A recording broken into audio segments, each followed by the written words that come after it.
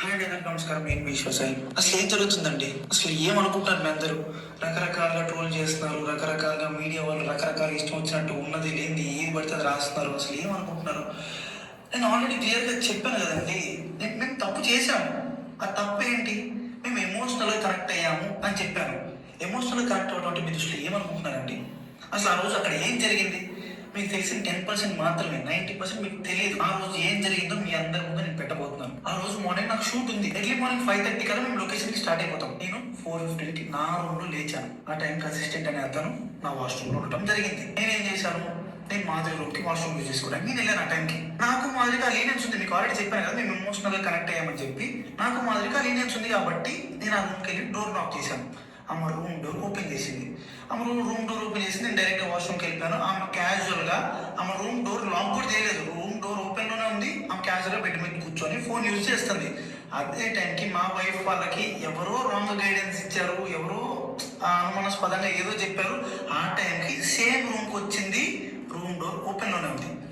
ఆ సిచ్యువేషన్లో మా వైఫ్ ఆవేశం వల్ల ఆమెకి ఇష్టం వచ్చింది చేసింది. అక్కడ ఆ సిచ్యువేషన్ ఆమె ఇష్టం వచ్చింది చేస్తుందని చెప్పి నేను మాట్లాడి ఈశ్వర సాయి ఏం చెప్తున్నాడంటే, నాకు అమ్మాయికి ఎటువంటి శారీరక సంబంధం లేదు, ఎమోషనల్గా కనెక్ట్ అయ్యాము. నా బాత్రూంలో నా అసిస్టెంట్ ఉన్నాడని చెప్పి నేను ఈవిడ మాధురి రాథోడు రూమ్కి వచ్చాను. నేను ఆ రోజు ఒకవేళ మా ఇద్దరం ఏకాంతంగా ఉంటే డోర్ ఓపెన్ ఉండదు కదా, క్లోజ్ ఉంటుంది కదా, దాని గురించి ఆలోచించండి, మీకు తెలిసింది 10% అని మళ్ళీ వీడియోలు చేస్తున్నాడు. ఈ అబ్బాయే వీడియోల మీద వీడియోలు చేస్తూ మర్చిపోండి అని చెప్తున్నాడు. ఇప్పుడు వీళ్ళే వీడియోలు చేసి మర్చిపోండి అంటే ఎవరు మర్చిపోతారు? పైగా ఈ అబ్బాయి రెడ్ హ్యాండెడ్గా దొరికాడు. నిజంగా ఆ రోజు కనుక ఒకవేళ వీళ్ళిద్దరూ ఎటువంటి ఆకాంతంలో లేకపోతే ఆ రూమ్లో ఆ పరిస్థితుల్లో ఎందుకు ఉంటారని చాలామంది అడుగుతున్నారు. ఒకవేళ నువ్వు చెప్పినట్లుగా బాత్రూము యూజ్ చేసుకోవడానికి వస్తే ఆవిడెందుకు వితౌట్ డ్రెస్తో ఉంటారు, ఆవిడెందుకు కప్పుకొని ఉంటారు? ఈ విషయం గురించి కూడా మాట్లాడాలి. గడియ పెట్టపోయినంత మాత్రాన మీరేం చేయలేంటి కాదు కదా. కొంతమంది గడియ పెట్టుకోరు, కొంతమంది ఏమొచ్చేసి ఇంకా మర్చిపోయి కూడా ఉంటారని కొంతమంది చెప్తున్నారు. కానీ ఇక్కడ వాస్తవంగా ఈశ్వర సాయి ఇలాంటి వీడియోలు చేయకుండా ఉంటే మంచిది. అది జనాలు మర్చిపోవడానికి అవకాశాలు ఉంటాయి. ఈ విధంగా ఇలాగే వీడియోలు చేస్తూ ఉంటే జనాలు మర్చిపోరు. అది నీ వ్యక్తిగత విషయమే కావచ్చు, కానీ అది పబ్లిక్లో పెట్టారు.